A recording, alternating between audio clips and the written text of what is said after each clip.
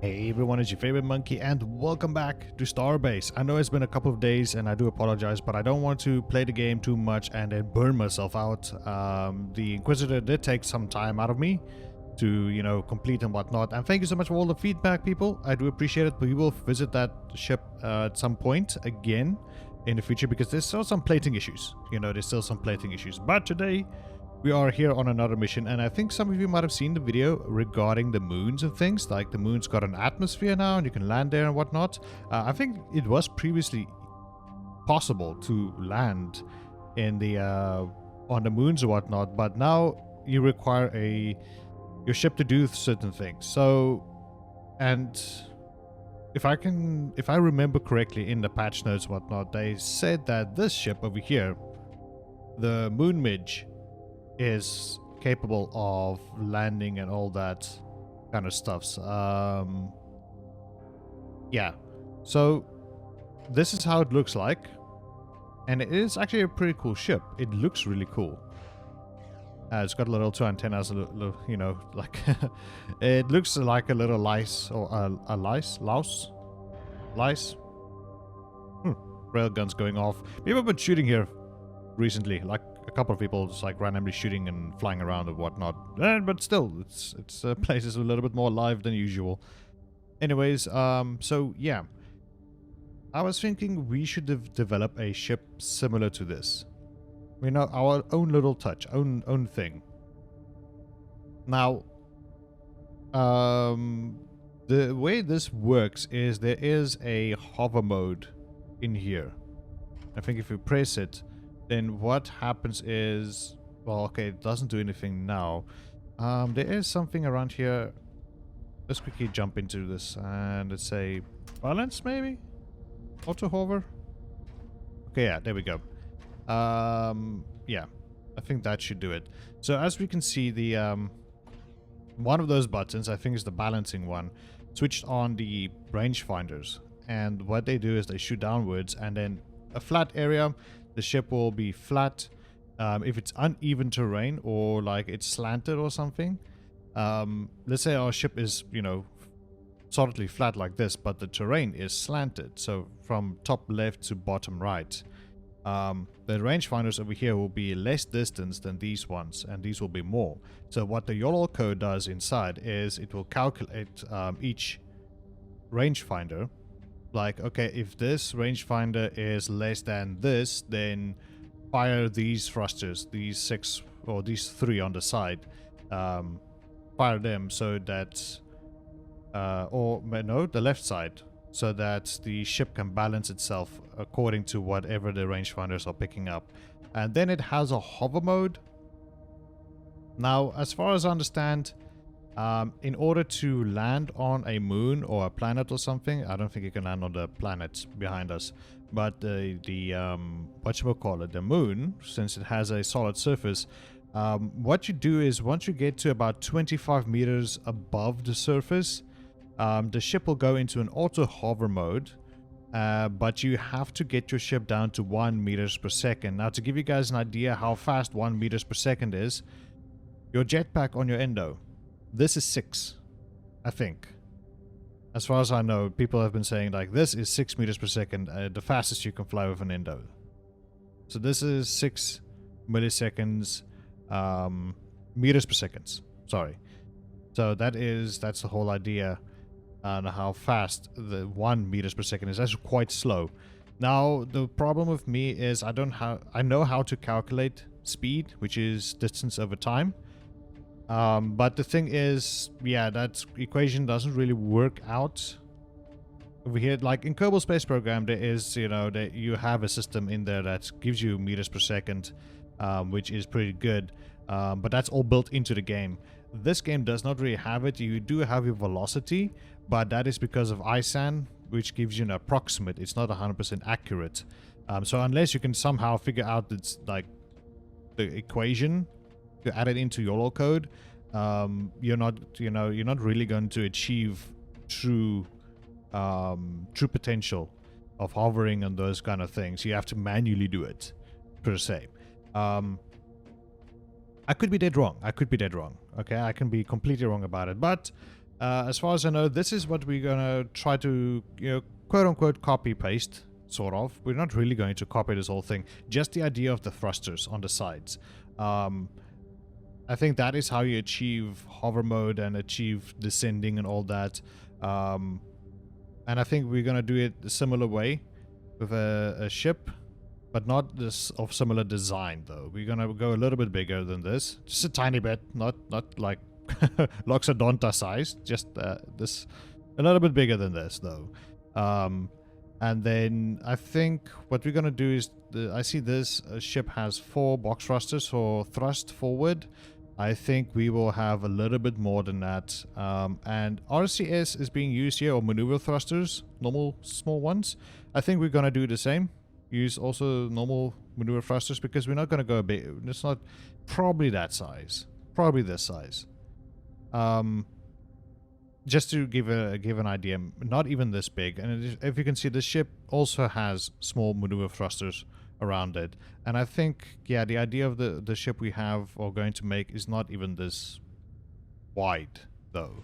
So yeah, I think that is the whole idea what we're gonna do. So let me quickly go to the ship designing, the SSC, and we'll start from there.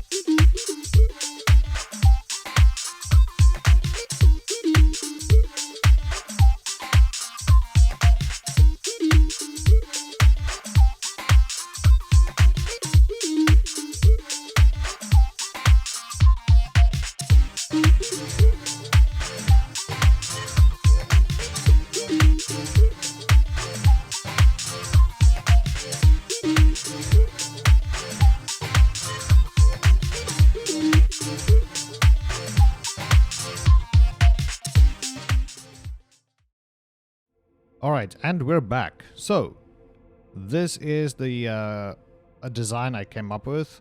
I've been, as you guys saw in the speedo bits, that I've been struggling really to get an idea on what to do, like with especially these thrusters, where to, how to develop them, or like how to design them so they point downwards. What I saw with the midge is they are not actually slanted this much to, this way. It's a bit more vertical, but not completely vertical. It's like something in between completely vertical and this. So, but it's very easy to chop and change. We just changed this beam, this 45 one, to something smaller. Let's say, for instance, we could go ahead, delete these, go to beams, special beams, and then I use the 405. We can go ahead and probably use, these would work as well. Let's do that, and then copy paste it this way, like so. And then all we have to do is grab this and just, wiggle it a little. There we go. Yeah, there we go. It sits snugly. It's sitting snugly, quite snugly. And now we can see it's actually pointing towards the ground a little bit more. Now the thing is, there is no way of really testing this thing unless I lay down a bunch of plates on the ground. Well, sort of on the ground, because in the flight mode, in this mode, there is no collision or anything. I can actually go through the walls here. If we just, you know, go downwards, I go through the floor. There's no collision whatsoever. So if we attach rangefinders to this thing and it's pointing downwards, it's gonna keep going downwards. It's not gonna, you know, end at the floor here. Nothing. We cannot crash into anything. Nothing. So what I can probably do is grab some large plates and just, you know, set them down beneath this ship and then just go ahead and attach rangefinders and whatnot. So we saw the 4 rangefinders on the midge. It had one at the bottom of each, or 4 of them. One at the front right, front left, front bottom or back left, back right. Thrusters. There we go. Man, brain fart so hard. So that is it is kind of like on the width or the size of the ship incomplete, and I'm thinking maybe doing the same. You know, over here, just adding some just behind these 2 in this little space we have here. Just having a rangefinder just sitting in this corner, same on this side, having one sitting on this corner, or maybe even over there, just to get the full size. You know, oops, sorry. Now the whole thing's gonna shake apart. Oh, not really. That's actually interesting, although it did little. Although we do have this wing over here, but it should not be an issue. And what else? What else? There was a couple of things I actually thought of. Oh, yes. And the reason why I went with this design, it's a little bit smaller than what we used to have. So we don't have to worry about the voxel volume or anything. I'm going to add 1, 2, 3, 4 well, not generators, what do you call these, like fuel chambers, whatever, which houses the fuel rods, with 3 generators at the back, and then they are, excuse me, they are not touching each other in the middle. So it's 2 on this side, 2 on that side. They will produce the electricity needed for the ship. Oh dear, what's going on here? Also extra fuel rod housings over here so that we can have extra fuel rods for a long journey. I am debating however, on having propellants in this section, like these 2, that section and this section, or maybe in the middle down, or we can have a ring going around, having a bit of a unique ship.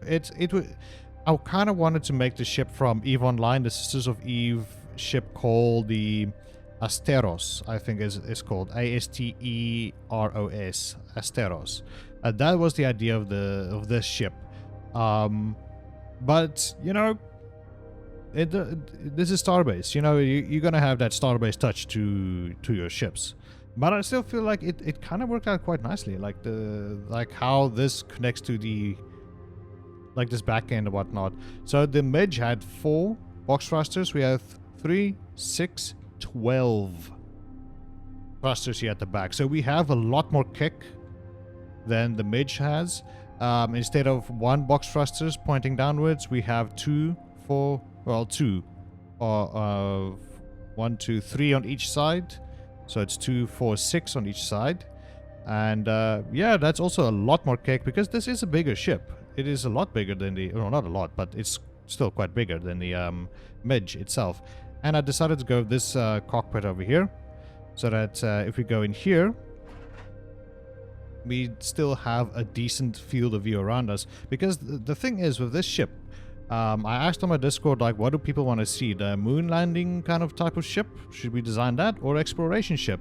Then I figured, like, why not combine the 2? This would be my exploration ship, you know? I think the K-bots are currently in need of explorations or something. So I'm thinking of maybe developing this ship capable of landing on any moon or whatever, but also travel extremely far. But that means the ice sand and things must get in here as well. So, yeah. But anyways, people, that is it for me today. Hope you guys did enjoy today's episode. Next episode, we should probably try to get this thing into flying state and start testing those thrusters. That means YOLO. yeah. Anyways, people, thank you so much. See you guys next time. Bye-bye.